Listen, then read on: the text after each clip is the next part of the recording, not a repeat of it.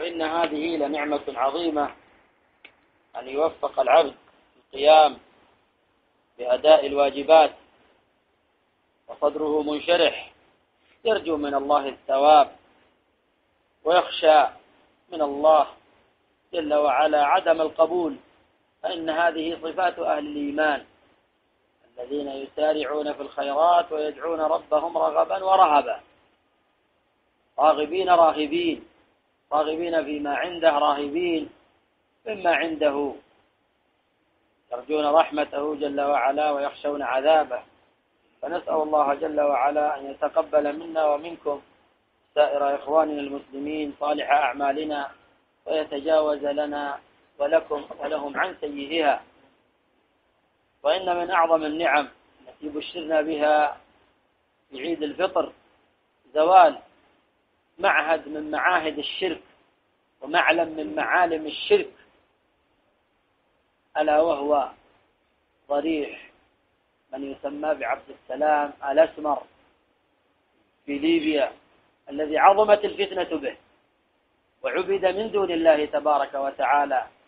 وقصده أهل شمال إفريقيا وبلاد المغرب في الذهاب والمجيء. فنحمد الله جل وعلا ونهنئ إخواننا أهل ليبيا خاصة، وإن كانت تهنئة لكل موحد ذاق طعم التوحيد وعرف ضرر الشرك وخطورة الشرك، لكن أهل ليبيا بالذات لأنه موجود في بلدهم وقد أكثروا من الكلام علينا فيه والسؤال عنه، وهو أمر ينبغي أن يكثر من السؤال عنه والكلام عليه، إذ الأمر أمر توحيد وشرك، فإذا لم يكثر الكلام في التوحيد والأمر به والإخلاص فيه وموالاة أهله والتحذير من الشرك والتنفير عنه ومعاداة أهله، ففيما يكثر الكلام. فهذا هو دعوة النبي صلى الله عليه وسلم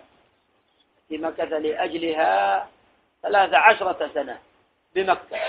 لم ينزل عليه من الفرائض إلا الصلاة، وبقية الفرائض والشرائع إنما شرعت في المدينة،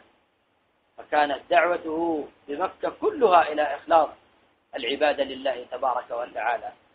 فالحمد لله جل وعلا الذي وفق وأعان لإزالته، وهذا أمر يفرح به كل موحد ويحزن لبقائه كل موحد، ولا يحزن على ذهابه إلا أحلاس القبور وعباد القبور والصوفية ومن لف لفهم، صوفية القبورية ومن لف لفهم هم الذين يحزنون على ذهاب معالم الشرك. وقد سمعنا نصرة النصارى له أيضا، سمعنا ذلك في بلاد الغرب، سمعته أنا بنفسي ما أخبرني به أحد في إذاعة مونte كارلو، فإنهم وقفوا مع الصوفية، مما يدلك على أن هذا كلام رسولنا صلى الله عليه وسلم فيه قد سبق، حينما قال لعنة الله على اليهود والنصارى اتخذوا قبور أنبيائهم مساجد، ألا فلا تتخذوا القبور مساجد فإني أنهاكم عن ذلك.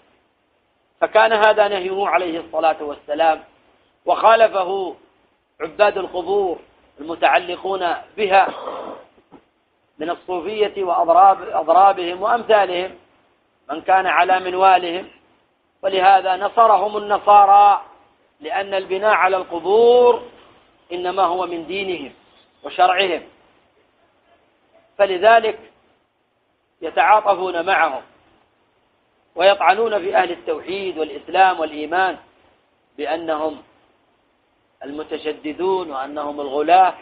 وأنهم الوهابية، وأتارى يقولون عنهم إنهم التكفيريون، وقل من هذه الألقاب التي يلقبون بها أهل الإسلام والتوحيد قل ما شئت، لكن أهل الإيمان والتوحيد ولله الحمد بزوال معاهد الشرك ومعالم الشرك، ومن قدر على إزالة مثل ذلك فلا يجوز له أن يؤخر بالشروط التي ذكرها أئمة الإسلام وأئمة أهل العلم.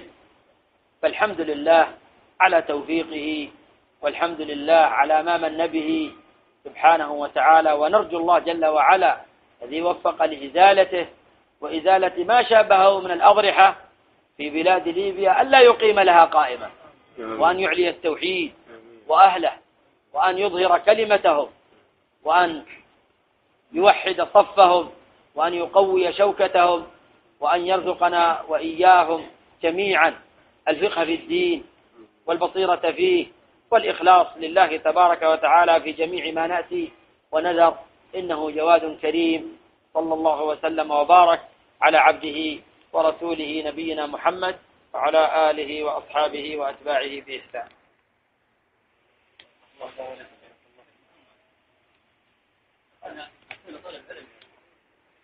الله يبارك.